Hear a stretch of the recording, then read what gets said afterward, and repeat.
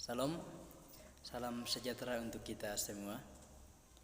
Di kesempatan saat ini saya akan menyampaikan kebenaran firman Tuhan sebagai tugas ujian tengah semester dari mata kuliah homiletika.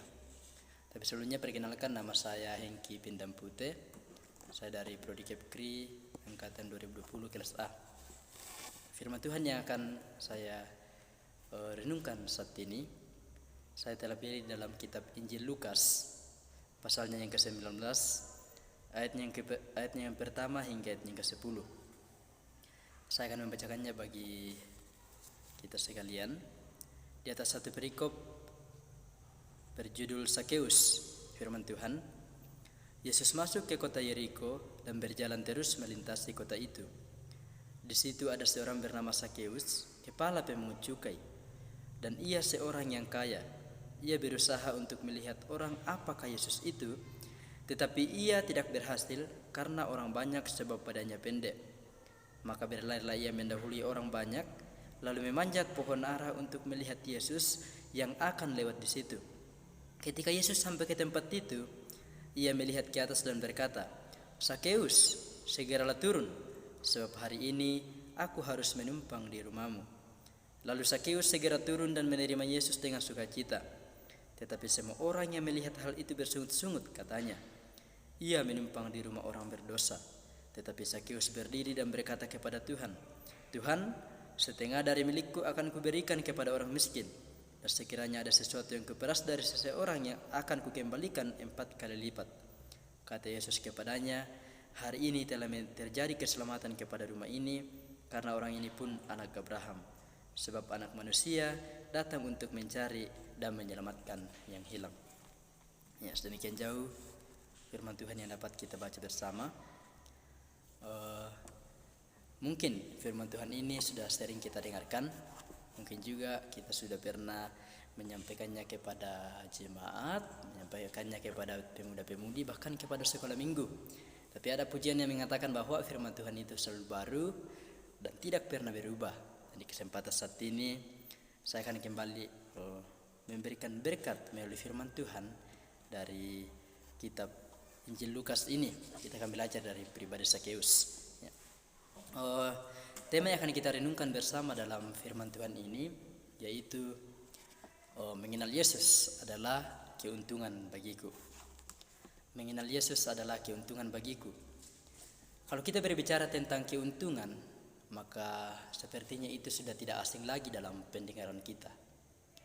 Bahkan kita melakukan segala sesuatu di dunia ini, kita memiliki tujuan, kita berpikir, kita bertindak karena kita ingin mendapatkan keuntungan dari hal tersebut. Bahkan kita sebagai pelajar saat ini, kita juga belajar karena kita ingin mendapatkan keuntungan dari hal tersebut.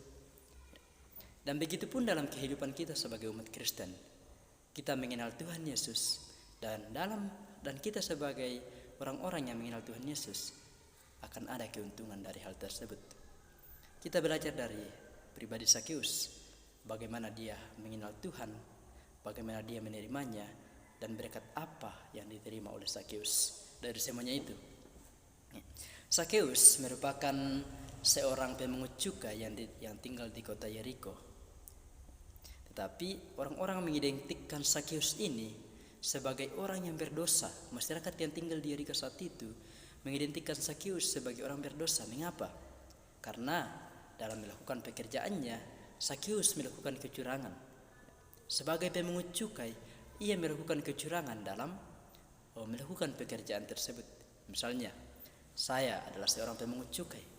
Pemerintah mengatakan kepada saya bahwa saya akan memajak kendaraan dengan harga 50.000, tetapi saya memajaknya dengan harga 100.000. Itu sama artinya bahwa saya merampas hak milik orang lain.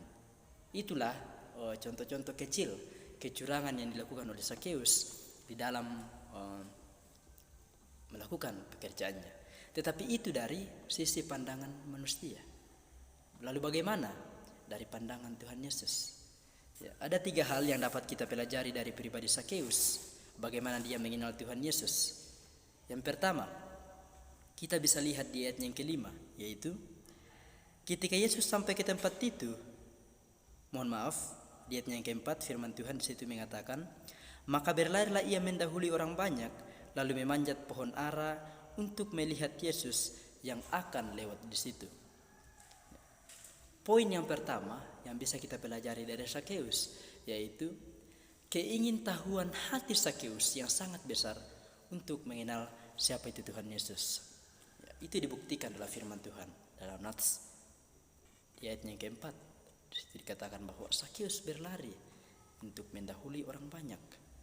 Walaupun dia badannya pendek, namun dia sangat ingin mengetahui siapa itu Tuhan Yesus. Dia sangat ingin mengenal siapa itu Tuhan Yesus. Kalau mungkin kita bertanya saat ini, bagaimana kita bisa mengenal Tuhan Yesus saat ini? Karena kita tidak dapat mengenal Tuhan Yesus lagi secara fisik. Kita tidak dapat mengenal Tuhan Yesus lagi secara langsung begitu.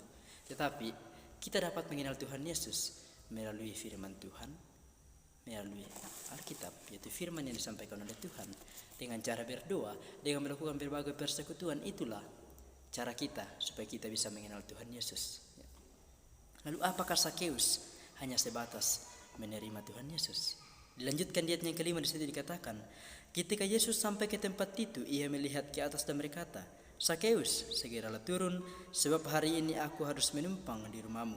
Lalu Sakeus segera turun dan menerima Yesus dengan sukacita. Di situ dibuktikan bahwa Sakeus bukan hanya ingin mengenal siapa itu Tuhan Yesus. Sakeus bukan hanya ingin melihat siapa itu Tuhan Yesus, tetapi Sakeus juga menerima Tuhan Yesus. Mungkin secara pribadi kita akan beranggapan bahwa saya mengenal Tuhan Yesus. Saya sudah tahu siapa itu Tuhan Yesus. Bahkan kalau kita berpikir semua orang juga di dunia ini mengenal Tuhan Yesus. Bahkan orang di luar agama kita sekalipun mengenal siapa itu Tuhan Yesus. Tetapi yang menjadi hal yang kedua ini yang bisa kita pelajari dari Sakeus. Sakeus bukan hanya ingin mengenal Tuhan Yesus, tetapi setelah dia mengenal Tuhan Yesus, dia menerimanya dengan sukacita. Jadi, itu bisa menjadi pembelajaran bagi kita semua yang kita akan bisa aplikasikan, kita renungkan bersama kehidupan kita. Apakah saat ini kita bukan hanya sebatas mengenal Tuhan Yesus, tetapi kita sudah menerima Dia? Itu akan menjadi pertanyaannya.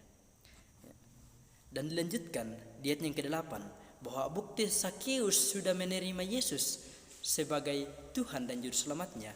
Di situ dikatakan bahwa tetapi Sakeus berdiri dan berkata kepada Tuhan, Tuhan, setengah dari milikku akan kuberikan kepada orang miskin, dan sekiranya ada sesuatu yang kuperas dari seseorang, akan kukembalikan 4 kali lipat. Jadi Sakeus bukan hanya sebatas ingin mengetahui siapa itu Tuhan Yesus, tetapi dia menerimanya. Dan bukti bahwa Sakeus menerima Tuhan Yesus itu dibuktikan dalam perbuatannya Sakeus. Kita renungkan bersama. Jangan sampai kita hanya mengetahui siapa itu Tuhan Yesus, tetapi kita tidak menerimanya.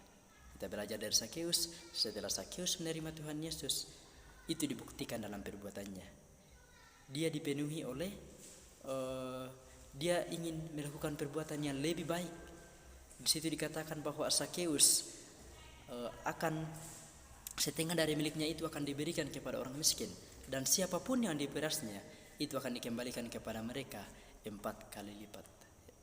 Itu bukti bahwa Sakeus sudah menerima Tuhan Yesus, dibuktikan di dalam perbuatannya. Kemudian berikutnya, yang poin ketiga yang bisa kita pelajari dari Sakeus dan sekaligus sebagai keuntungan ketika kita mengenal Tuhan Yesus, yaitu ayat yang ke-9 hingga ayat yang ke-10. Di situ dikatakan, kata Yesus kepadanya, hari ini telah terjadi keselamatan kepada rumah ini, karena orang ini pun anak Abraham, sebab manusia datang untuk mencari dan menyelamatkan yang hilang. Sangat jelas dikatakan bahwa yang didapatkan oleh Sakeus sebagai bukti bahwa dia telah menerima Tuhan Yesus dan percaya sepenuhnya kepadanya, yaitu keselamatan. Keselamatan itu wujud dalam kehidupan yang kekal. Jadi, mari kita renungkan bersama. Mari kita mengenal Tuhan Yesus, dan kita bukan hanya sebatas mengenal Tuhan Yesus, tetapi kita bisa menerimanya dalam kehidupan kita. Kita bisa menerima Tuhan Yesus sebagai bukti, itu dapat dibuktikan dalam perbuatan kita. Ya. Memang banyak orang yang mengatakan bahwa hanya iman yang menyelamatkan, Tapi juga dikatakan bahwa iman tanpa perbuatan pada hakikatnya adalah mati. Maka iman, setelah kita mengenal Tuhan Yesus, kita menerima Dia, kita percaya kepadanya, maka itu akan buktikan dalam perbuatan kita. Dan buah dari keuntungan kita dalam mengenal Tuhan Yesus, mengikut Tuhan Yesus, percaya kepada Tuhan Yesus, itu adalah keselamatan yang diwujudkan dalam kehidupan yang kekal. Ya, mungkin itu saja firman Tuhan yang dapat saya sampaikan kepada kita semua. Semoga bisa menjadi berkat bagi kita semua. Amin firman Tuhan.